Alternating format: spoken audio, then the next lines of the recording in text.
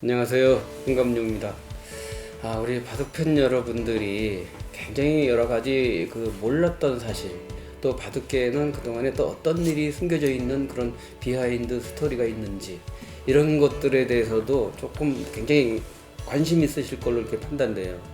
우선 우리나라 바둑이 이제 세계 최강인데, 특히 또 그 중에서도 우리나라 여류 바둑이 정말 강합니다.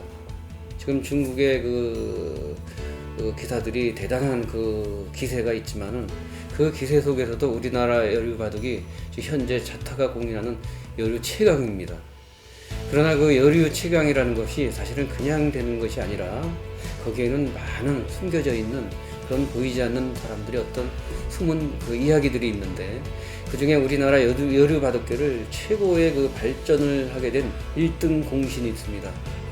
여기 우리 차민수 사범을 모셔갖고 그 이야기를 한번 제가 풀어볼까 합니다. 여류 바둑이 어느 날 순간에 우리가 굉장히 강해졌는데, 그때 당시에는 여류 감히 아무도 넘볼 수 없는 아주 독보적인 존재가 바로 루이 웨네이 구단 아니었습니까? 루이 웨네이 구단. 그이가 정말 세계 최강의 기사였고, 웬만한 남자 기사는 저리 가라 할 정도로 대단한 파워와 능력을 갖고 있는 기사인데, 그 루이 구단을 한국에 결정적으로 오게 된 만든 그분이 바로 우리 차성민 맞죠? 그때 당시에는 정말 프로들이라고 그래도 루이 구단한테 거의 두점 냉정하게 그런 정도 수준이었는데, 그렇죠. 그 수준들이 이제 몇 년이 흐르면서 놀라울 정도로 달라지는데, 거기에는 또 그가 오게 된 어떤 얘기가 많이 있으실 것 같아서 오늘 좀 들려주십시오. 원래 예네 구단이 이제 일본으로 가게 된 것은 천안문 사건하고 관계가 있어요. 강주구 신랑이죠. 네, 그 강주구 구단은 그 당시 대학생 사범이었고, 또 예네 구단은 원래 명필입니다. 유명한 명필인데, 예네 구단한테 와서 이제 플랜카드를 써달라고 그 천안문 사건 때 들고 나간. 그래서 예네 구단이 아무 생각 없이 그걸 써줬어요. 그래가지고 그 글을 써줬는데, 천안문 사건이 끝나고 나서 이게 누구의 필체인가 해가지고 공안에서 이제 그걸 알게 됐어요.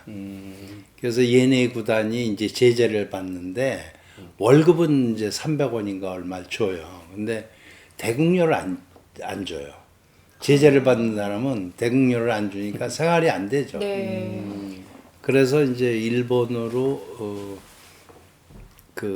바둑을 두기 위해서 건너갔죠. 근데 중국서 제재를 풀지 않기 때문에 일본서 둘 수가 없었고, 또 일본 여류들이 너무 세니까 이제 반대를 해서 못 갔죠. 그래서 제가 이제 중국을 1980년에 다니기 시작했는데, 중국 진조독 선생이나 이제 중국 지도자들, 또 이제 중국 당의 좀 고위 관리들, 이런 사람들한테 이제 이런 인재는 50년, 100년에 하나씩 나는 건데, 너희가 교육시켜서 이렇게 만드는 인재를 왜 바둑을 못 두게 하냐. 얘네가 외국에 나가서 타이틀을 따면 한국 사람이 아니고 중국인이다. 그건 변하지 않는 거니까 너희가 이름이 나는 건데 왜 반대를 하냐 해가지고 그걸 이제 설득하는데 한 5년 반? 그 정도 걸렸던 것 같아요. 중국서 허락이 떨어졌어요. 그럼 예네나 강주구를 풀어주겠다. 그 대신 서비평이나 마요춘이 이런 인류 기사들이 다 한국으로 갈 거 아니냐. 그게 걱정이에요. 그렇게 풀어주면. 네, 중국 상황이 너무 열악하니까. 네. 그래서 제가 얘네들만 도와주고 딴 사람은 내가 절대 안 도와줘. 서약을 하셨구나. 네, 이렇게 약속을 하고, 그럼 딴 기사들은 한국행을 도와주지 않는 걸로 약속을 해가지고 허가를 받았어요. 네. 근데 이제 한국 기사가 문제예요. 한국 기사 중에서도 본선 멤버에 당장 들어가니까 그 두 선수가 그러면 자기 수입에 지장이 있는 사람들이 있었거든요. 그랬어? 네, 인류들은 관계 없었어요. 인류들은 뭐 걔가 쎄면 한판 배우지 이런 말들을 네. 많이 했는데 그 밑에 말없이 좀 20위권에 드는 그런 기사들은 상당히 싫어했던 것 같아요. 네. 그래서 이제 그걸 기사청에서 투표로 제가 이제 여류 기사들은 다 환영을 했어요 그때. 그건 의외네요. 네, 여류 기사들은 워낙 차이가 나니까 어디까지 쫓아가야 되는지 배워보자 그런 마음이 강해서. 오히려 여류 기사들이 싫어했을 것 같은데. 예, 안 그랬어요. 그거는 내가 좀 관계가 약간 있었어. 네. 이제 그때 당시 이제 우리 제자 윤영 선수로 해서 네. 중심이 돼 갖고 있는데 네. 내가 이제 설득을 했지. 너희들이 배워야 된다. 같이 공부하고 같이 하는 게 바둑인으로서는 입장을 한번 바꿔놓고 생각해봐라. 그래서 얘기를 이제 하면서 네. 그렇게 뭐 적어도 반대는 하지 않는 아. 그런 분위기로는 얘기를 했었지. 무조건 뭐 이렇게 하라 강요라기보다도 그런 인재가 와서 같이 공부한다는 그 자체만으로도 굉장히 좀 의미가 있을 거 아니냐. 그 당시 일본에서 이제 아마추어들 가르치면서 생활을 하는데 그런 인재가 아마추어나 가르치면서 생활한다는 게 너무 안타까웠고, 아깝죠. 네, 아깝고 또 바둑이 때가 있잖아요. 자기 나이가. 그래서 하루라도 빨리 그렇게 하려고 그랬는데 중국서도 시간이 걸렸고 네.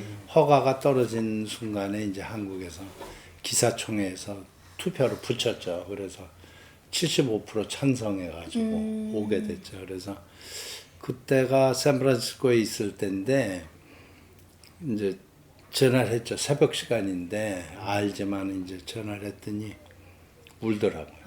전화기에다 대고 막 울어. 너무 좋아가지고 얘네 구단은 바둑밖에 몰라요. 화장도 할 줄 모르고 지금도 뭐. 그러시잖아요. 네, 지금도 그래. 똑같아요. 옷도 뭐 관계 없고 정말 수토종. 그런 바둑만 두면 바둑인 자기는 그 자체가. 행복한 거예요. 지금 얘네 구단이 상해시 국회의원이거든요. 시진핑 그 주석이 보자 그러는데 자기가 그 사람 꼭 만나야 됩니까?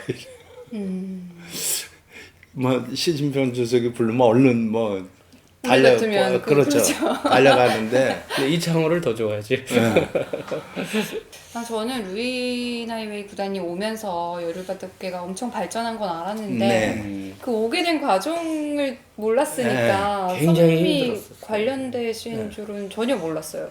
제가 좀 노력을 했죠 그때. 그래서 지금도 이 차서범님이 그 이제 중국 바둑의 중국인들이 지금도 영웅으로 거의 대접을 받으셔.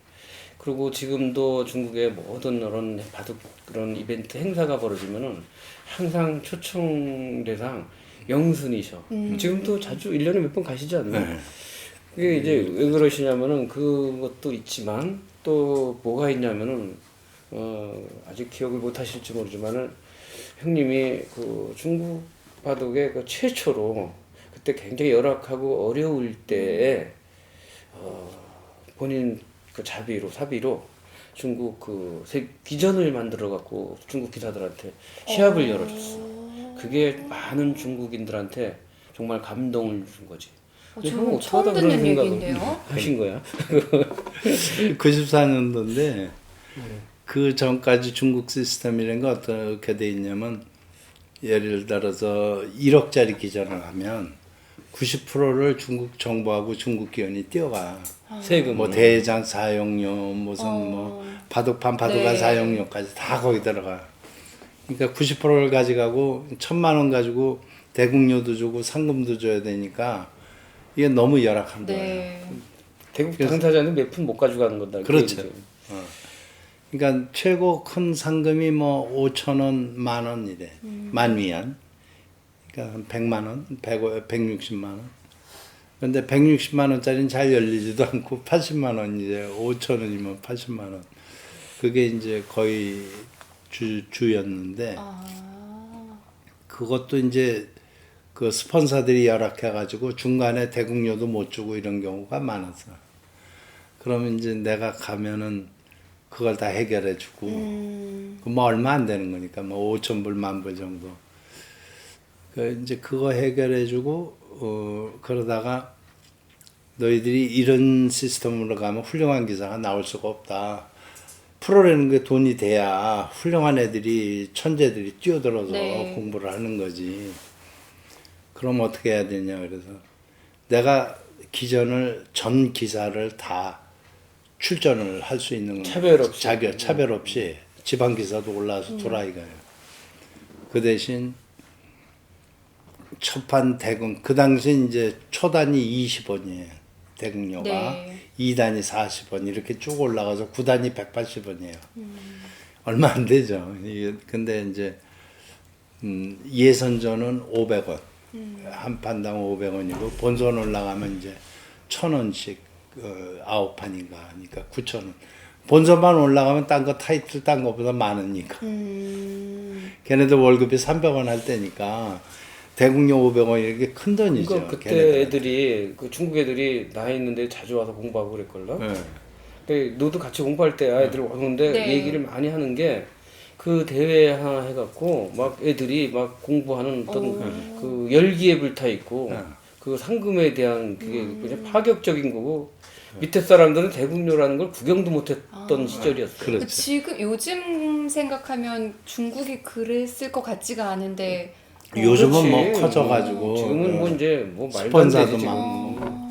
다 그런 것들이 이제 어떤 시작의 모태가 돼갖고 오늘날 중국 바둑의 시장이 이렇게 이제 어마어마하게 커진 거기 때문에 그래서 늘 나는 이제 기업을 하는 사람도 아니고 그러니까 그냥 친구 배라 해서 펑여 배라 그래서 바둑계는 중국 시장이 커지면 자연히 도움이 되는 거거든. 우리나라나 뭐 일본이나 할 거 없이. 그래서 중국을 키워놔야 되겠다라는 생각을 해서 그런 스포니까 1등 상금이 6만 원이었거든. 그러니까 자기네도 5천 원 받던 게 6만 원이 됐으니까. 몇 배예요? 네, 12배. 네. 그러니까 저 상금이나 뭐 이 대국료나 자체가 달라졌지 규모가. 그 대신 내가 한국은 20%를 주관료로 받으니까 너희는 내가 운영비로 30%를 총 상금의 30%를 또 따로 줄 테니 그걸로 하고 세금도 떼지 말고 기사들 다 줘라. 이렇게 해가지고 그걸 만든 거예요. 그랬더니 처음에는 그거 말도 안 되는 소리 안 된다는 거지. 당시로선 진짜 파격적인. 네, 그러니까 당신은 안 된다는 거예요. 못 한다고. 그럼 내가 중국 정부, 내가 돈이 많아서 중국 정부를 그렇게 도와줄 수 있는 형편은 아니고, 내가 바둑을 좋아하니까 중국 바둑계를 일으키기 위해서 도와주는 거니까, 니들이 내 뜻대로 한다면, 시스템을 우리 한국식, 일본식으로 바꾼다면은 내가 이걸 돈을 내겠다. 그 대신 하여튼 이러이러한 방법을 가자. 그래서 결국은 이제 중국 5인방이라는 게 이제 진조덕 선생, 왕연암, 나건문이, 화이강이, 그리고 이제 서비평. 리에이핑, 서비평. 네, 5명인데 5명 다 나하고 친하니까 차 선생이 중국을 위해서 이렇게 도와주려고 그러는데 우리가 해야 되지 않겠냐 해서 이게 오케이가 됐어요. 사실은 다른 스폰서가 있었는데 중간에 이제 빠지게 되고 그러니까 얘기가 다 됐는데 스폰서가 빠지니까 어떻게 해? 그럼 내가 내마. 그래서 이제 내가 직접 냈죠.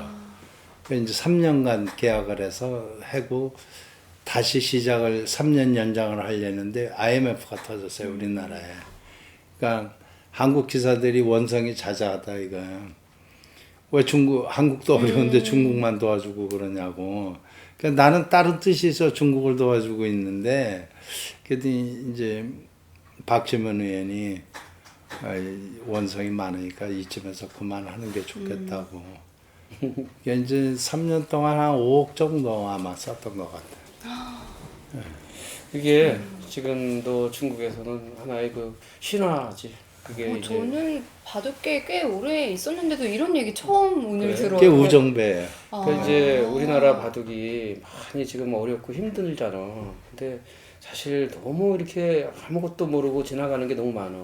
너무 그냥 한 사람의 우승자, 그런 사람만 이렇게 조명하고 이러는 모습보다는 맞아요. 네. 이런 뒤에 있는 이런 숨겨진 이야기들, 이런 이야기들을 많은 사람들한테 알려주고 또 우리 후배들한테도 이런 것들을 교육을 하면서 나도 저런 사람이 되고 싶다. 그래서 그 바둑 이전에 또 이런 여러 가지 인격 또 이런 것들을 많은 것을 좀 이렇게 보여주고 알려주면서 그냥 선입관들이 뭐 선배님들 혹시 뭐 옛날 싸움이나 하고 뭐 이렇게 이렇게 안 좋은 얘기 하는 거 이런 거보다는 좀 더 이런 아름다웠고 좋은 이야기들을 이런 것들을 계속 해주고 해야 네. 이제 자꾸 이렇게 발전하지 않을까. 난 그래서 차사범님이 이게 이제 내가 제일 좋아하는 형이지만은 이런 이야기들을 어린애들이 아무도 몰라.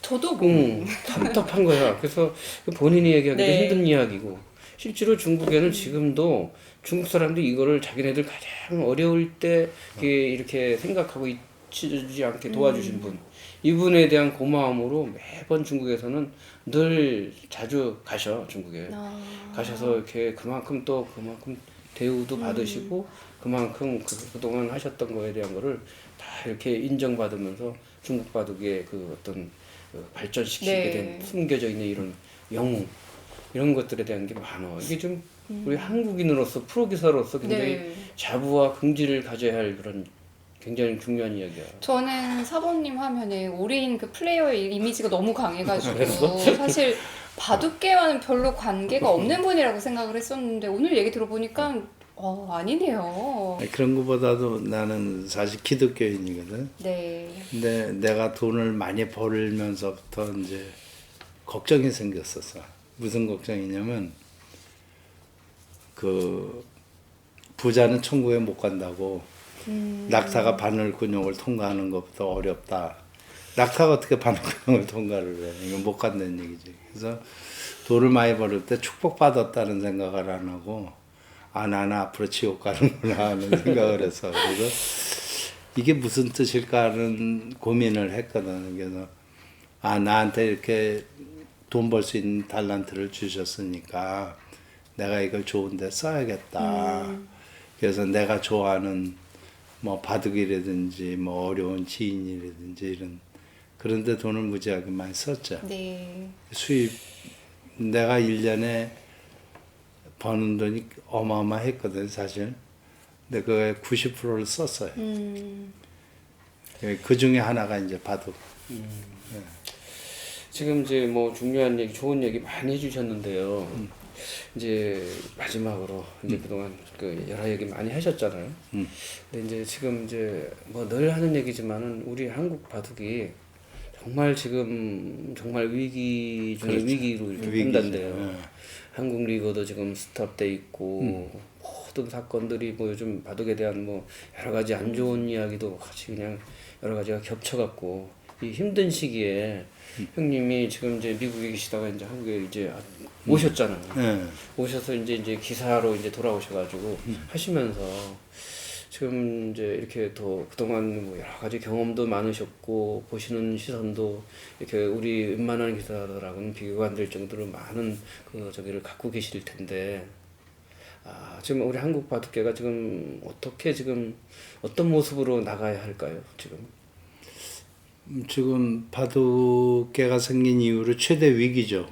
예.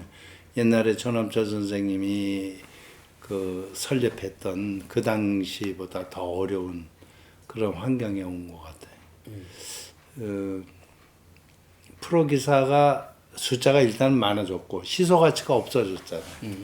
옛날엔 몇십 명밖에 안 되니까 시소 가치가 있고 어디 가면 대우를 받았고 또 그런 거에 우리가 익숙해져 있는데 이제 기원에 가서 바둑을 둬도 기료를 달라 그러니까 그러니까 이제 뭐 배운 데는 개념이 없잖아요. 일본서는 그래도 프로하고 두면은 뭐 자기가 지면은 한 2, 3만 행 내고 또 자기가 이기면은 그 반을 내고 이런 그 봉투에 꼭 이렇게 담아서 내는데 한국 사람들은 뭐 바둑을 배우고도 돈을 안 주고 밥 사주고 술 사주고 뭐 이런 걸 하잖아요. 그러니까 자기는 먹는데 가족들은 못 먹냐.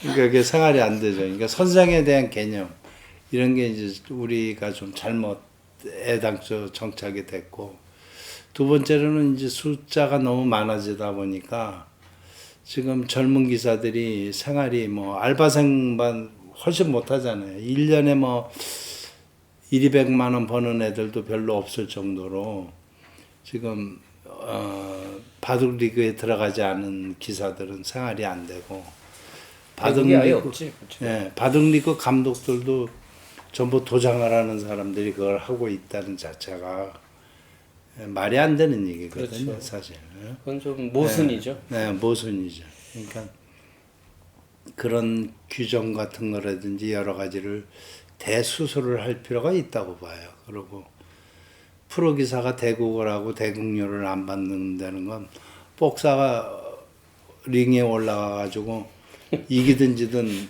개런티라는 걸 받는 그렇지. 건데 이거 우리 돈도 프로, 받고 돈도 못 프로가 받고 그걸로 뭐야. 먹고 사는 건데 그게 없다는 건 이게 말이 안 되는 얘기고 그래서 그런 저런 거를 좀 바꿔야 되겠다는 생각을 하고 있고 토너먼트 기사하고 아마 토너먼트이 아닌 그런 뭐 취층 프로라든지 그러니까 보급 기사라든지 또 은퇴 기사도 뭐 시니어 데이를 둘 수 있다든지 이런 식으로 좀 구분을 해야 될 것 같아. 전 기사가 뭐 다 나가서 어차피 농심배 대표로 뽑히지도 않을 사람이 나가서 그 예선전을 둔다는 것도 좀 이상한 것 같고 그래서 그런 거 저런 거를 좀 정리해야 될 시스템을 좀 필요가 많이 있다. 정리하실 필요가 예. 그 제도를 많이 바꿔야 되고 좀 훌륭한 저 총재님 모셔다가 좀 잘 흑자간할 수 있는. 네. 제가 알기로는 뭐 한 10억 정도 아마 1년에 한국 경연이 적자나는 걸로 알고 있어요. 지금 시대는 이제 굉장히 이제 경쟁 사회 논리 아니에요. 그렇죠. 예. 그러면은 우리 한국 기원도 뭔가 누군가 와서 뭘 해주기를 바라지 말고 우리도 뭔가 여기에 나름대로의 그 자생력을 키워서 그렇죠. 한국 기원에서도 우리가 뭔가 최대한으로 정보력과 모든 인맥을 동원해서 기원도 이게 사업 개념으로 뭔가를 좀 간다면은 그렇죠. 완전히 바뀔 수 있을 것이다. 그럴 필요도 있고 또 바둑 토토가 굉장히 중요하다고 생각해요. 그것도 그 중에 일부. 예, 바둑 토토를 하면은 50억 이상은 나온다고 보거든요. 반은 이제 아마추어 협회, 전바협이나 뭐 이런 데 주고, 반은 이제 우리 프로 기사들을 위해서. 발전을 위한 뭐. 예. 1년에 다 써야 되는 돈이기 때문에, 예, 그렇게 하면은 많은 발전이 있을 거라고. 여러분이 좀 그런 경험을 좀 많이 좀 어떻게 참 어려운데, 이거를 이제 풀어나갈 인물이 필요한데, 사실 프로 기사들이 바둑만 뒀지 다른 세계에 접해본 사람이 많지가 않아요. 내가 보면은. 정말 그래요. 그래서 사회적으로 대인관계라든지 여러 가지 문제점이 있는 분도 많이 있는데, 좀 면을 찾아야겠죠. 뭐 그 얘기하다 보면 뭐 한이 없고 끝이 없겠지만은 그래도 확실한 거 하나는 이제 우리가 위기다. 네. 또 위기 뒤엔 또 찬스라는 말도 있고 또 이럴수록 서로 단합해서 서로 뭔가 지혜를 모아서 뭔가를 좀 한다면은 네. 틀림없이 뭔가 좀 나올 것 같으니까 저도 그렇고 사범님도 형도 네. 이거 보시는 시청자분들이 많이 관심을 가져주시면 되죠. 우리 많이 파이팅 하시자고요. 예. 오늘 시간 아주 굉장히 유익한 그런 그 시간이었던 것 같습니다. 자, 오늘 시간은 여기서 끝내고 또 다음 시간에 또 여러분들에게 또 새롭고 다른 그 소식을 가지고 찾아뵙는 것을 약속드리면서 오늘 시간을 그만 줄일까 합니다. 감사합니다.